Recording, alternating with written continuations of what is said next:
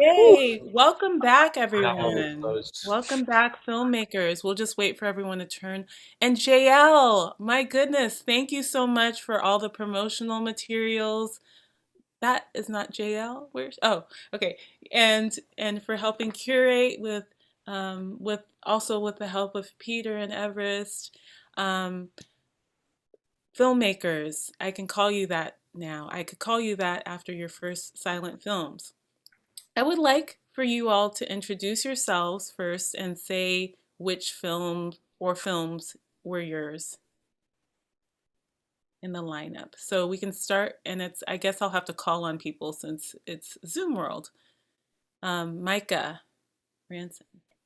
Hi, I'm Micah, and I made the first one, which was the one of the children being babysat, and the second to last one, which was a lot of bath bombs, a lot of color, and a piano background. And let's go to Benjamin, who I can see there next. Yeah.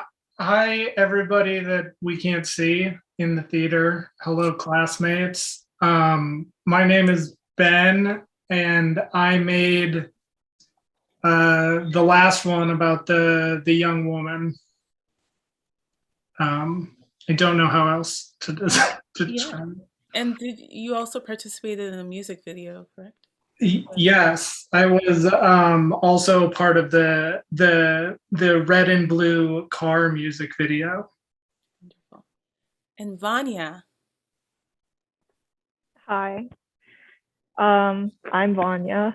I did the one that had me in it. I don't know how to put that out there any more obviously than that one. It's called Transcodentalism, and I also was a part of the Telescope music video. Wonderful. Jack. Hi everyone, I'm Jack. I made the film from Dunks during the soccer game, and I also helped with the Strawberry Fields Forever music video. Thank you. Charlie. Hello, I'm Charlie. Thanks everyone for coming to watch. And I made a reflection on art, which was the one about the girl painting by the river. And I also collaborated with Bernardo, Juliana, and Millette on the Wish by Stall, the orange video. That was kind of like the black and white, raunchy, experimental one. Thanks. Awesome. Brian. Hi, I'm Brian. I made the silent film with a lot of bike riding, I guess, around. And I also helped Grace work on her music video for Strawberry Fields Forever with Jack and Haley. Neo. Hi everyone, I'm Neo. I'm a 22.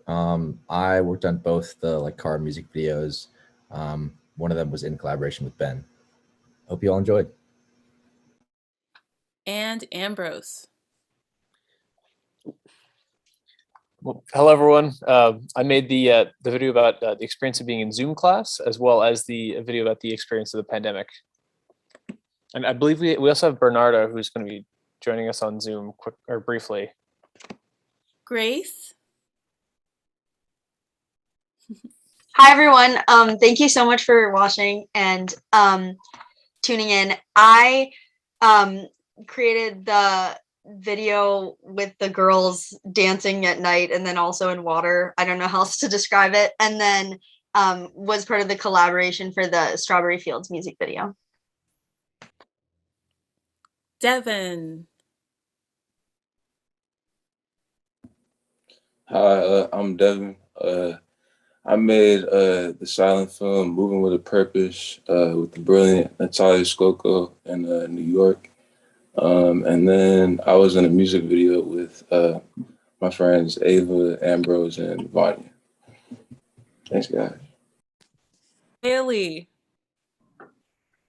Hi, I'm Haley. I did the film Not Here with the Girl in the Pine Cone, and I also worked with Brian, Jack, and Grace on the Strawberry Fields Forever music video. Juliana. Hi everyone. For my silent film, I did Vaccination Day, the political satire of vaccination in Brazil. And for my music video, I worked with Charlie, Mallet, and Bernardo on Wish, that black and white crazy video. Ava. Hi everyone, my name's Ava. I did the silent film called Concussed about the rugby player who gets a concussion. And I also directed the music video Telescope by Cage the Elephant, which I was a part of with Vania, Ambrose, and Devin. And Mallet. Hey everyone, I'm Mallet. I made the Go with the film camera, and then I also worked with Bernardo, Charlie, and Juliana on the music video Wish. And Bernardo, last but not least.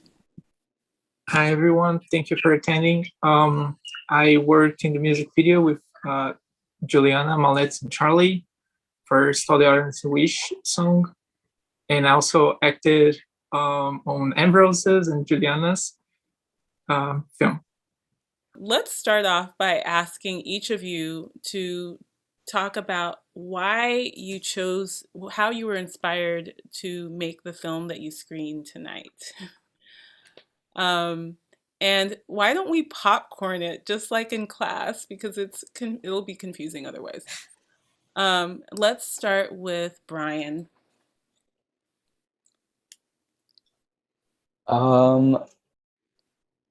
The question was why I sort of came about making that silent film, right?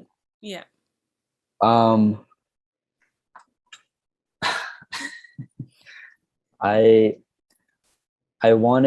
started with a very vague theme or prompt, and it was sort of about feeling lost in some ways. Not in a sad way, but if it's sad, then that's sort of subjective, I guess. But I think just overall, just sort of wandering through whatever's going on, and there's this one place like outside of BVAC called the Maffei Arts Plaza that I frequent, sort of just to, I don't know, clear my head maybe, but I felt like that was a place that I wanted to definitely incorporate into the film, and so I sort of had my protagonist sort of wander throughout and then end up somewhere. Yeah, I don't know. It was very open-ended, so there was no real large message or something. I just wanted to capture some sort of atmosphere, which I hope came across, but that is the story behind my silent film.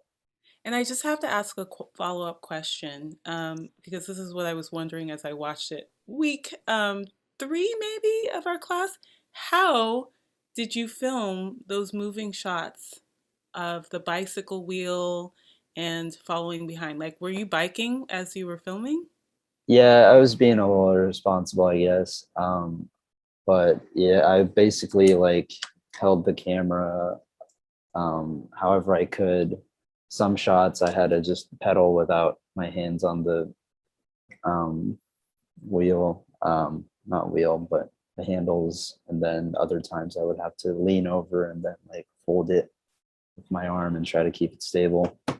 And then just recently, Everest showed me this, which could have made my life 20 times easier. But yeah, those were handheld bicycle shots where I was on it as well. So awesome. You want to send it to someone? Sure. Could I send it over to Ben?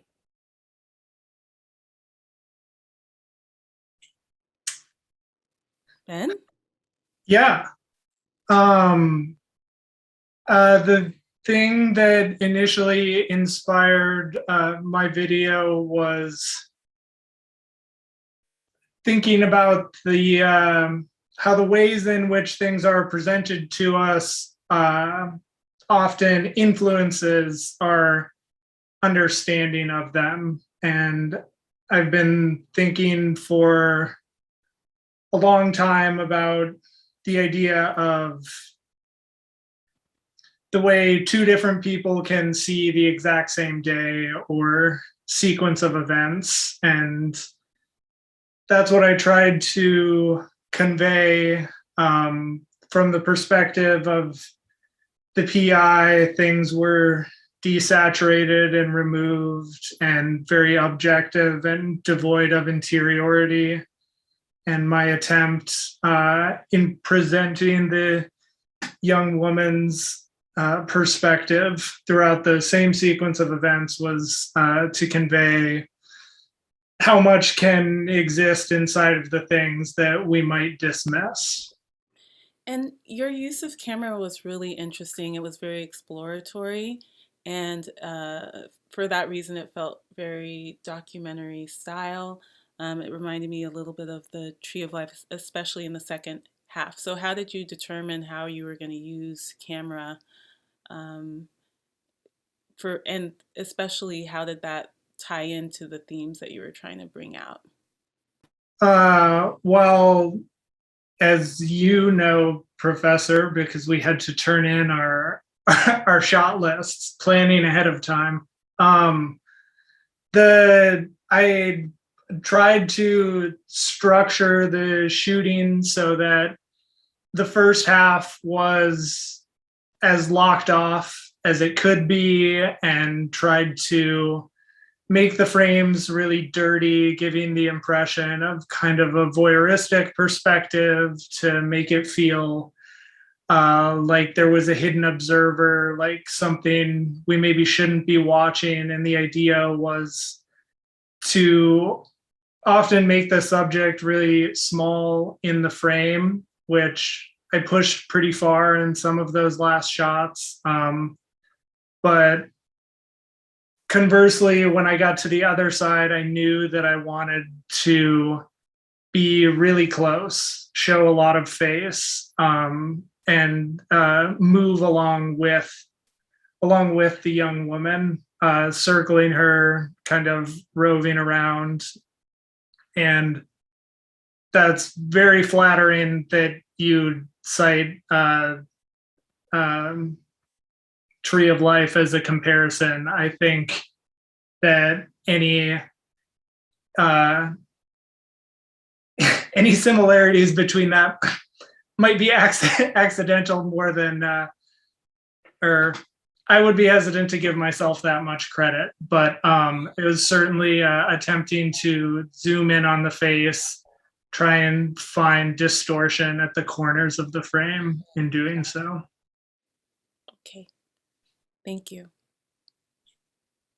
Can you pass it on to Micah, please? Micah may have a yes, I will popcorn Micah. Sorry about that. Thank you. Are we talking about the silent film or both? Either film. That just speak about one since Okay. there's a big group. Yeah. Yeah, sounds good. Yeah, so for the silent film, I ended up filming my nephews, just my family. And what happened was I was planning on doing a visual ethnography of Chinatown, but then I got stuck with babysitting duty for the weekend, and so I was going to film my nephews instead. And it was great. I had a lot of fun. I really, they're very high maintenance, so you can't do anything else while watching them except for like filming them, which is literally just watching them. So it was a really good chance to play around, and I'm happy with how it turned out. I'm really surprised. You were one of the ones that actually all of you surprised me, because how it seemed that you had an instinct about holding on your nephews and not, just floating away, which takes a lot of discipline to do as a filmmaker. So how did you make those types of decisions about how to use camera? And did you have any surprises in the editing room? Did you feel any limitations in the editing room? Yeah, I definitely, Matt showed me this film before we started, which was kind of a day in the life of children at a deaf school. And he talked about how like the lens was at their eye level the whole time and how it was really kind lens. And I wanted to do that with my setup too. And so I would put the tripod down at their eye level and just like leave the camera there. Some of my shots might be lingering a bit because like I was on my phone looking away. It really just came together. Yeah. Wonderful. Popcorn it to someone, please. Yes. Grace. I guess I'll talk about my silent film, since that was just me in the process of making it. And I was really, again, mine was the one where the girls were kind of dancing at nighttime, and then there was also the girl in water also dancing and just kind of being in nature. And that was I wanted to explore the idea of or I guess the feeling of being in nature and feeling a connectedness to that, and have most of the sounds be natural sounds. And I guess through the different the girl that's by herself and then also the girls that are together, kind of explore the connectedness of people with nature and then also with each other through nature, because I guess we are in nature ourselves, at the risk of getting kind of cheesy or philosophical or something. Yeah, I guess that's what I'll say. Early on, you were interested in the idea of like juxtaposition or the Kuhlschlag effect of placing different sequences together could amplify a certain meaning. So can you talk about how you structured your film, and if it was just experimental or did you have those ideas in mind when you were filming? Since I was trying to play with the connectedness of people and nature and each other, I did want to find I think I filmed the scenes at night first, and so then when I was with the actress Hannah during the day in the water, I wanted to make an effort to have her mimic some of the movements of the girls dancing at night. And I guess in that kind of pursuit, then when I was editing, I wanted to find some comparison of the two by putting them near each other in the final cut. But I still like feel like there's work to be done. It doesn't feel completely finished to me. Spoken as a true artist would say. Who do you want to send it to? I'll send it to Vania. Thanks, Grace. My film was it was basically a documentation of a particularly rough night I had here this term.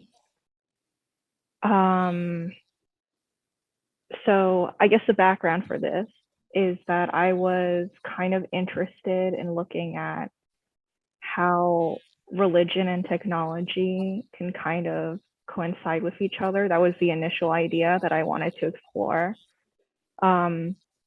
And so that's how I got the backing music for my video. Is Professor Quayana recommended me to talk with a previous student of hers, Jack Landon, and I ended up using one of his organ pieces in the video itself. But as for what's actually portrayed in the video, it is a night where I had to call the crisis line of the counseling center. And so with that, it carries a lot of mixed emotions with it. But I think in the end, what I'm trying to portray is kind of like when you're trying to seek comfort, especially in like these times of extreme isolation, technology kind of becomes a strange comforting factor, and you kind of feel enveloped in it, much like you would in a like with a traditional relationship with religion per se. Thank you for that explanation. And then with your piece, you had this very interesting play, like this motif of shadows and light and the interplay between them. And I was wondering if that's something that you discovered as you were filming, or if it was something that you knew you wanted to explore going into the project. Okay. It was something I kind of wanted to explore more. I actually, before I filmed this, I went on a trip with the Dartmouth Outing Club. It's called Strips. And during that time, we camped out on the golf course near campus. And I brought a flashlight just to walk around. And I realized how interesting some of the shadows just were. So I was like, okay. And I guess that kind of just stuck in my head. And then when I was doing this, I was like, okay, I might as well whip out my flashlight and then see what could happen from it. And I ended up with something I was really happy with. Yeah, it was interesting, especially underscoring the emotional message behind your piece. Pass it on. These are some of the people that need to go still: Charlie, Ava, Juliana, Neo, Ambrose, Devin, Bernardo, Millette, and Jack. Okay. Charlie, let's take it away. Hello. Hey, Vania. Thank you for the popcorn. And I'm not sure which film I should discuss first, but if anyone has any questions about the one on painting or my music video, I'm not sure where to start. Like for the painting one, my like original like intention, like I was like had a very like ambitious intention, I felt like, and it didn't like totally like materialize as I would have liked it to. But I got like really into painting this summer, which seems kind of crazy to me now because now I don't really care about painting as much now. But like I was interested in like the process of making like any art and like the relationship between like the art and the artist and their subject. And so I wanted to use like mirrors to try to get it for a few shots at least all in one frame, like all of those aspects of like the process of creating art. And I just really enjoyed the process of doing it. And it seems that mirrors were a big theme, and you were out in the wilderness. So what about the physicality of setting up everything? And you were the only person filming. So like, can you talk a little bit about any challenges you had with? Oh yeah, that part of it was probably the most challenging thing that I did all term. Like unexpectedly, I thought, oh yeah, I can just bring all this stuff out. Like there's like 2 easels and like this giant mirror and like a sledgehammer. At one point, had both my hands full, like this giant mirror and like this big easel, and I was just lugging it back and forth. I made like 6 trips like down like the railroad tracks. And by the time that I got it all set up, I had to take like 5 minutes and just like sit on the ground to like recover so my hands wouldn't be like as extremely shaky. It was like really tiring to set it up, but that was just like how motivated I was to make film. Like it didn't really bother me like just bringing all the stuff out there. So it was kind of exciting, and it was kind of secondhand fun looking back, like dragging all the stuff out there. It was very good. Something to tell the generations to come. Want to popcorn it to someone? Oh yeah, I'd love to popcorn it to Juliana. Thank you, Charlie. So I think 2 events motivated my film. The first happened in December of last year. and was the video I edited of Brazil's President Bolsonaro in the end of my movie, which is basically he saying that the Pfizer vaccine could turn people into alligators. And I don't know how familiar you are with Brazilian politics, but it's been chaotic. It's been very problematic, so many senses. And since Bolsonaro seized power in 2018, many of the very modest social progresses we've made were turned into nothing. And the way he dealt with the pandemic was simply awful. And more than, I don't know, 500,000 Brazilians have already died because of the pandemic. And then he goes there and says that people could become alligators once they got the vaccine, which is just absurd. So I was just very angry. And then to make matters worse, I think in June this year, they started a process in Brazil to investigate some of the irregularities that the federal government had committed in dealing with the pandemic. And they found out that the Bolsonaro administration was postponing the buying of vaccines because they were trying to find a company that would agree to participate in a bribery scheme in which Bolsonaro would basically profit $1 for himself for each dose of the vaccine bought. And thousands and thousands of Brazilians dying every day, and this man just doing this kind of stuff. So I was full of rage and I didn't know what to do. I knew I wanted to talk about it, but I didn't want to make an angry movie or a sad movie. So I found it would be more powerful just to laugh in front of these abuses of power and everything. So I came up with this sort of political satire that sort of united both absurds, the absurd of the alligator thing and the absurd of trying to win $1 when people were dying. And yeah, so this was what motivated me. I like to call your film very kitschy. It's very kitsch. And why is it that you chose that?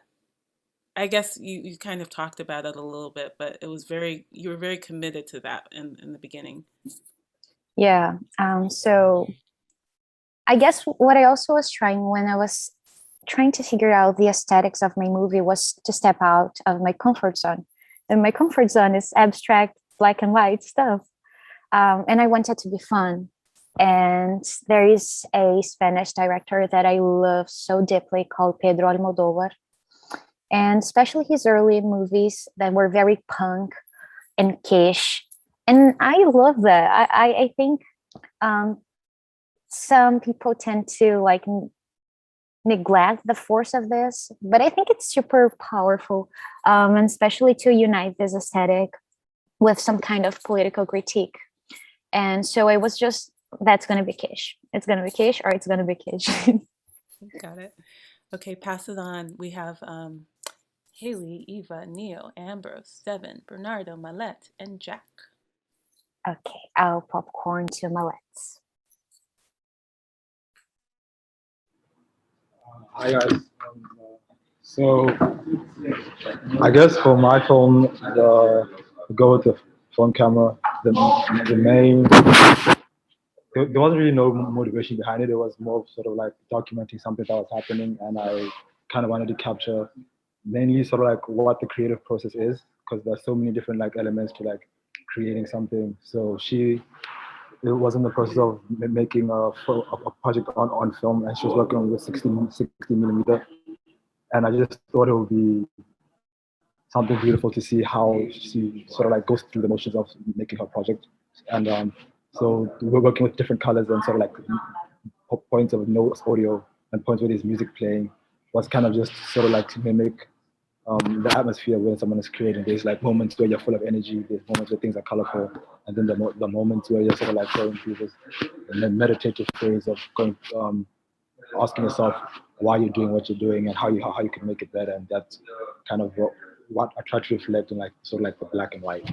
And then I also worked with the music video, which is really fun to work with, and the collaboration aspect of it was really cool.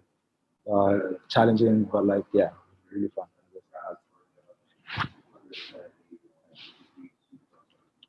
Okay, I'm curious what type of director you are. How much intervention did you have?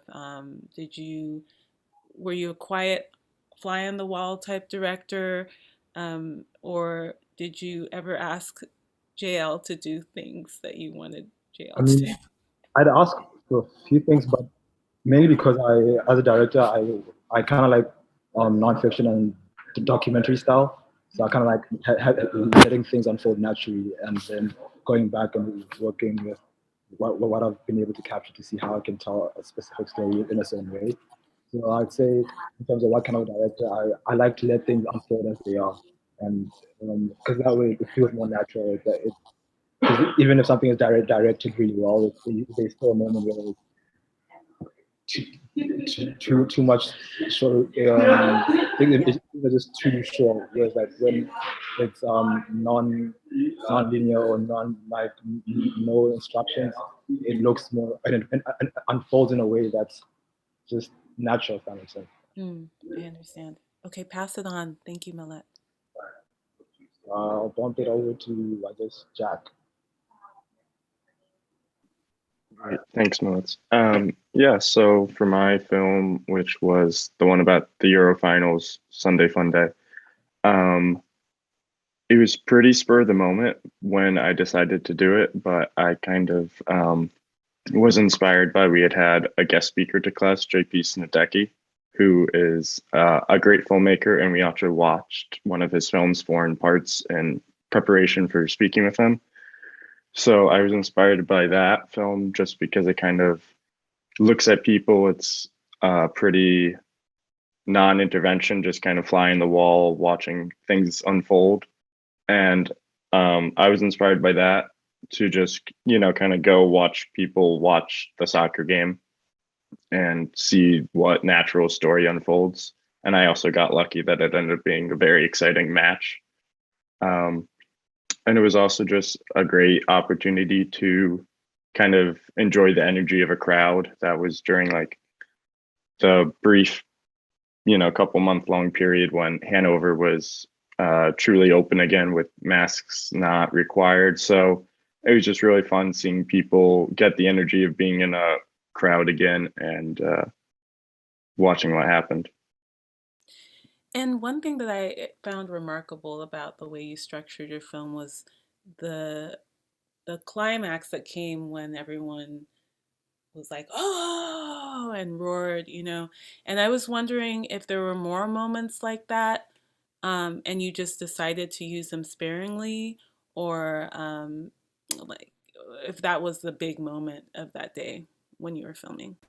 Right. So it was a bit of a stressful experience filming just because it was, a live match. You only really got one take at filming things. So one of the earliest like big moments of the game was pretty early on, maybe like the 3rd minute or something. So I was actually speaking with the manager at Dunks. He was giving me his business card, just, as we were kind of going over the details of the shoot. And also huge thanks to all the staff at Dunks for being understanding as I kind of got in their way throughout the match. But it was a ton of fun. So I missed that initial crowd reaction, which was a bummer. And at that point, it made more sense within the narrative to kind of withhold other loud moments, I felt, just because it was building up to the final. So the match went to like penalties, and that loud reaction was the end of the game. So it just seemed like a fitting way to go for the film. Wonderful. Pass it on. All right, I will popcorn to Bernardo.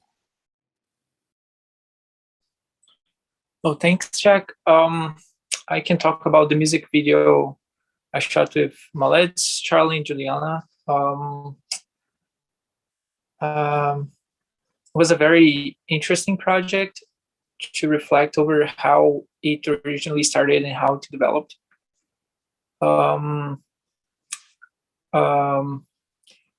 Because in some ways, I think it was, well, I'm sure it was very experimental and worked with feelings rather than a story, even though I think we kind of right now have some sort of story going on, or at least a point, with the cut that we presented today. And was certainly a very challenging project. Especially, I think, because this song we chose, considering it was a rock song and very harsh, I would say, because it's very energetic. It also influences on the way and what we shoot and the way we edit and present. And so I think we kind of like learned how to work with such material throughout the process. So it was a huge learning experience and place for experimentation. And sorry. Oh no, I'm sorry. Go ahead. No, it's I finished. I was just curious about some of the methods that you used with lighting. You guys used day for night, and then like you actually used physical, practical lights. And can you talk a little bit about how you lit this project? Oh, absolutely. With light, also we kind of like learned throughout the process what we wanted. But definitely we started to work with more with moving lights and using lights as one of the main characters in the frame, because most of our shots were in the studio, which doesn't have nothing around. It's just like a dark space. So light had to play a big role in that. And also in the indoor spaces, we try to light in a way that kind of feels isolated and many ways like in a horror movie. So yeah, we had to work with a lot of like different spaces. Also like outside shooting, we tried for day for night. So yeah, I think we did like a little bit of everything with this, because there's a lot of stuff going on. Thank you. And I popcorn to Ambrose.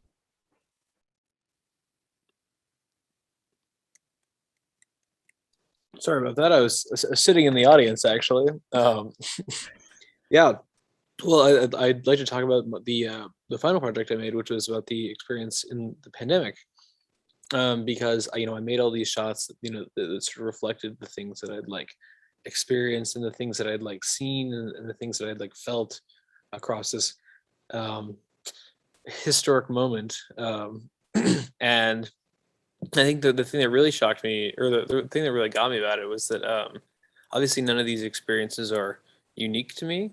And when I showed that to, so I showed some people while I was in the editing process, and I showed them, sort of rough cuts of it, and each of them latched on to like a different thing. They're like, oh, that shot, there, I remember that. I was right there. I remember like, being in that exact situation, lying in my bed, or reading a book, or listening to someone talk about how they think the whole thing is a hoax. So that was a really rewarding experience in that regard. And I mean, in many ways, it's sort of a spiritual successor to the video I made with Bernardo, where we looked at being on Zoom, and what that was like to experience and to feel. So that's the inspiration for the project, and that's sort of the result of it. Thank you for that. And with the film that you made with Bernardo, felt like it had a each of the films had a narrative spine to it, but with the second film you departed and you went more nonlinear, and I was just wondering why the decision to do that. It was Well, very much like a collage space experiential type film. well, of course, yeah. I mean, one, in many ways, the experience, the actual experience of the pandemic, what felt like a very non-linear thing.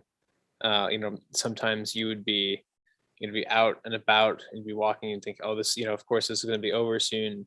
And then the next moment you'd be in your room and you saying, this is terrible. How can the administration tell us to do this, or whatnot. Uh, I would say it does have a narrative spine, a bit, in that it roughly tracks three of the five stages of grief, actually.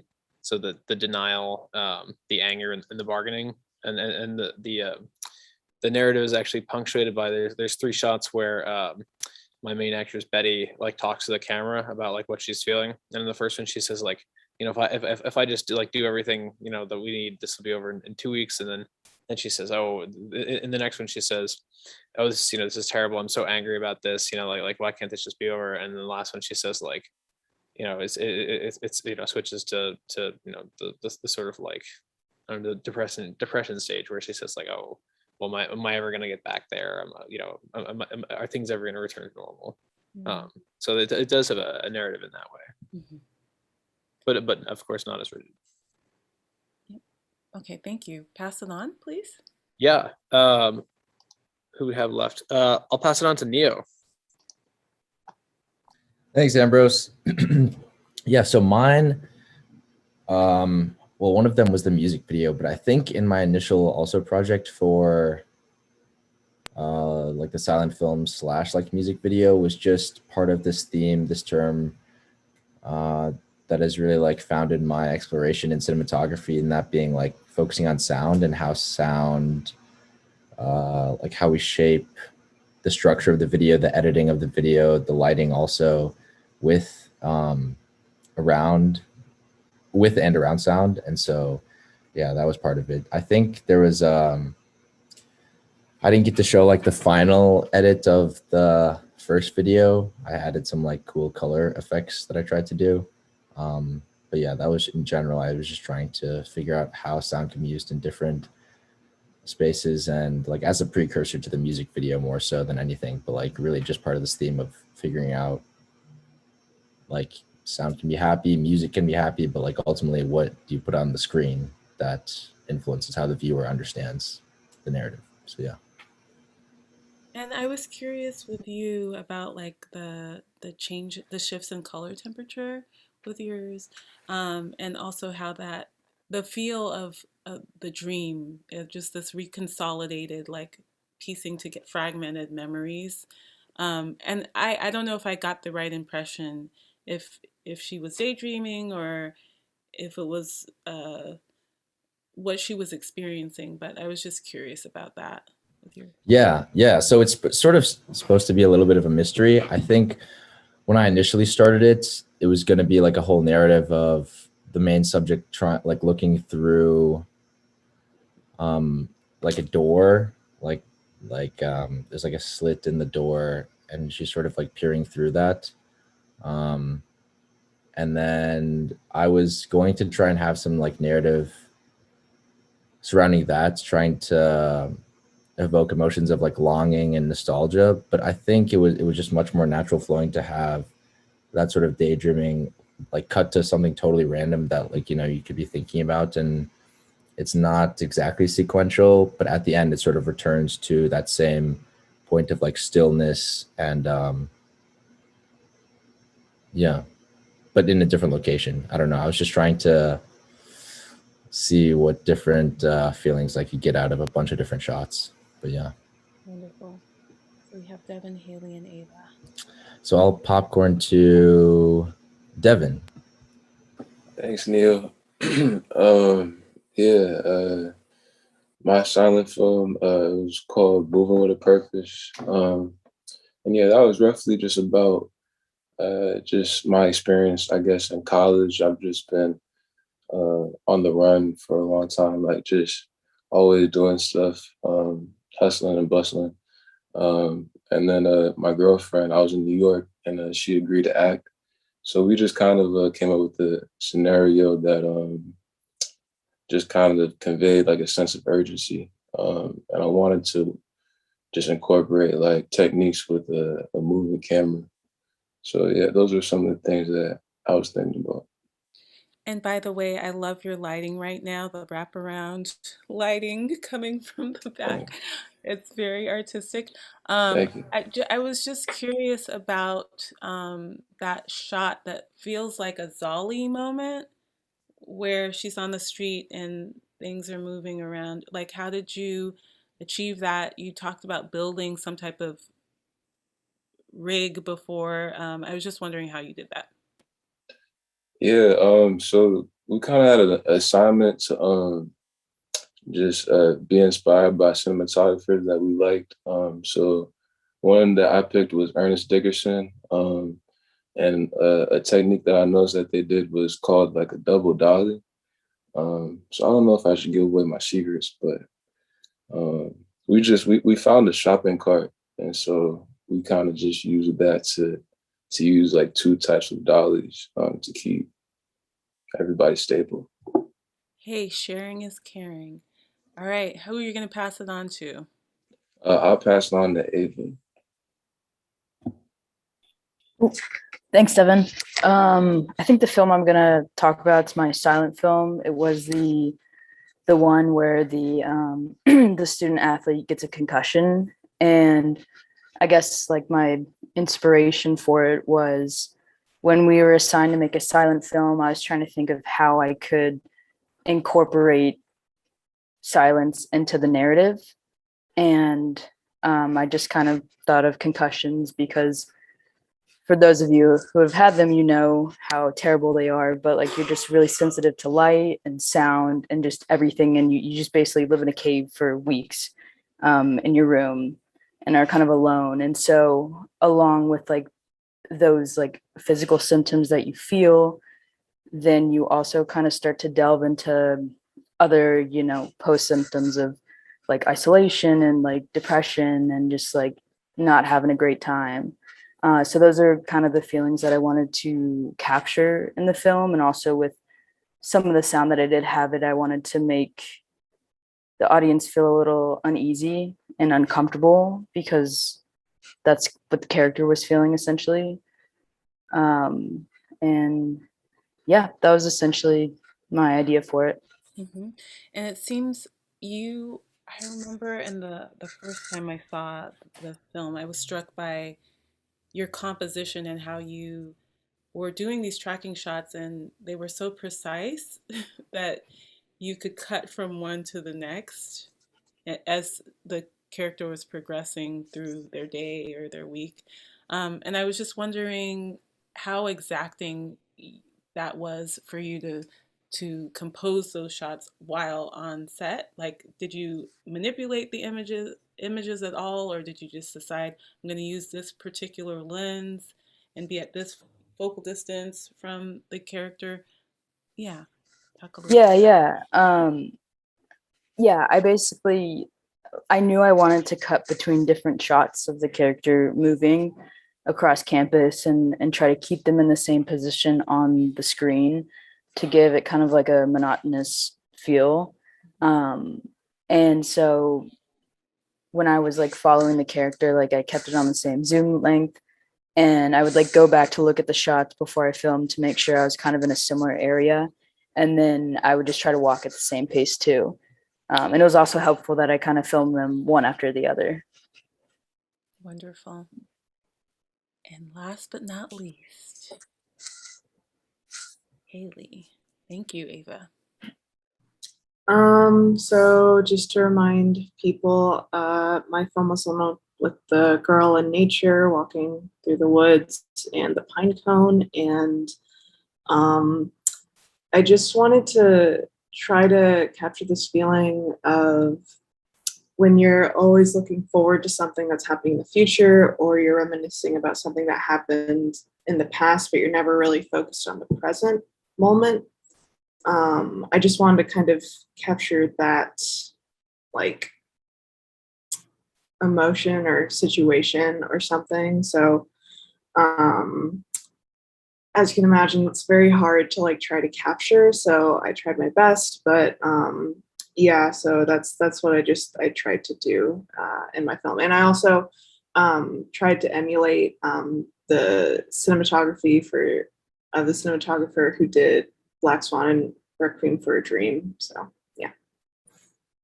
And there seemed to be a theme for me of like how fragile or delicate one one's existence is, like human existence is, and the balance between humanity and nature as well.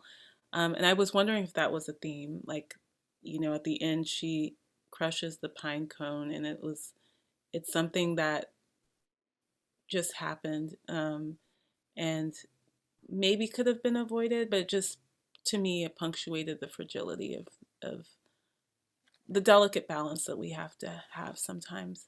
And I was wondering like if that was part of it for you. Yeah. So like I meant to kind of represent the pine cone being herself, and I could definitely see how like the fragility of human existence and that connection with it to nature would definitely be something that people could see in my film. I kind of meant the crushing the pine cone to kind of be this sense of like uh, ending her life, but like in the way of like that was herself in the present moment, and that's what she was looking for, but she couldn't find it, and thus like end of her life, because you can't really fully live life unless you're living in the present. So that's kind of what I was going for, but I much prefer other people's interpretation of my film rather than my own. I feel like people can find whatever they need or want in the moment when they watch it. So, but yeah. Wonderful, thank you. I'd like to open this up to anyone that has questions in the audience. I know we've been going for quite a while. And if no one does, Ambrose, is there anyone in the audience that's like raising their hand or anything? There's not. Okay. So I just want to express to you all how talented you are, and I hope that you continue trying to forge like networks of relating with one another and collaboration with one another. I was especially and profoundly moved by your music videos, and I was just curious if anyone else wants to talk about their music video as we're closing here. And I think Grace, you didn't really get a chance to talk about it, and neither did who else was there? Ben. There's several groups that didn't get a chance to talk about it. But is there anyone that would like to talk about the collaborative process and working together before we close? Charlie.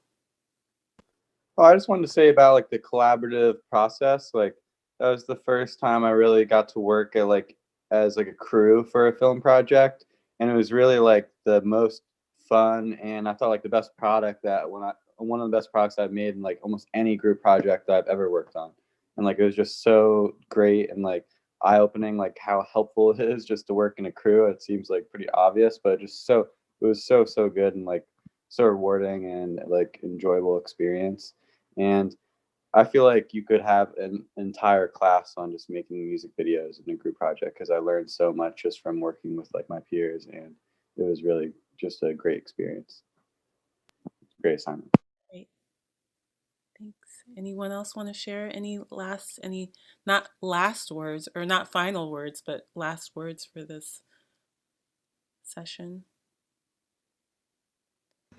Yeah, again. I just wanted to say that I think like hopefully we won't be doing a lot of like virtual stuff, and we won't be separated, you know, having some class not being actually in person. But I think the way that it ended up turning out, like our music video working with Ben, I think like that probably was like the best model to do it, just because it's very hard to work, from two different locations on the same thing. But like, if that is an issue going forward where like some components of the class have to be remote, I thought like the way the project was structured, and like also how Ben would send shots and then I would send shots, and like it ended up taking a while to get it compiled, but I think that model still lends itself very well to like collaboration and like actual good creative production and quality. And so I think if there is that issue in the future where some of the class is not in person, that can be something that really allows the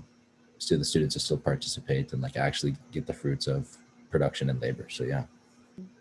Okay, thank you. And it's really interesting because that's how people are filming right now. Grace. Yeah, to echo Charlie, I feel like being on set with other people is just so energizing, and it was a really cool opportunity where we were just using the cameras and we didn't have to worry about audio or anything like that, because it was a really fun chance to see what other people would how other people would cover the same scene as you were covering, and you didn't have to worry about capturing a certain set of lines of dialogue or anything like that. And watching other people's films, I'm just amazed at how people record what they're trying to capture and how they captured it, and it do such a beautiful job that it's cool to get to work together and do that process as a group. Thank you for sharing that. Well, if there are no other things to share, I just want to applaud you all once again and tell you that I'm here for you, even if I'm not here.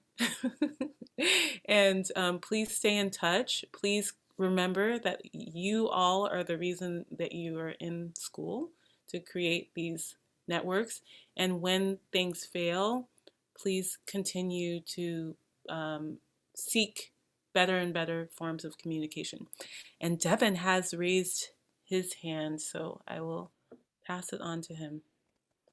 Yeah, I just wanted to shout out to Ava for being for the music video, for being a great director and a great leader, and my other group mates too. It was a great experience. Yes, and thanks so much. I want to also echo that you all, each director always takes on this tremendous weight of directing, and it's kind of a thankless job. So it's very kind of you to thank her, because usually it's something that you reap the benefits, but you don't really get thanks from the people that are helping. So that was really wonderful. And I also want to thank so much. Again, I want to thank Peter Chardelli, Matt Gannon, Everest Crawford, Jess Smith, who's here tonight, and JL Campbell, who may not any longer be here, but who helped put this show together. Thank you all so much from the bottom of my heart. Continue working, you guys. I really, really believe in you. And stay in touch. Matt, did you want to say anything? Sure. Just thank you so much for letting me tag along this term, guys. It was awesome. And your work was really, really incredible and inspiring. So thank you all. See you down the line. All right, guys. Don't make me get wilty here. So let's get off before I do that. Thank you. Thank you, Professor. Thank you so much. Thanks, everyone. Thank you, Professor. Much, everyone. Thank you to the audience too. Bye-bye.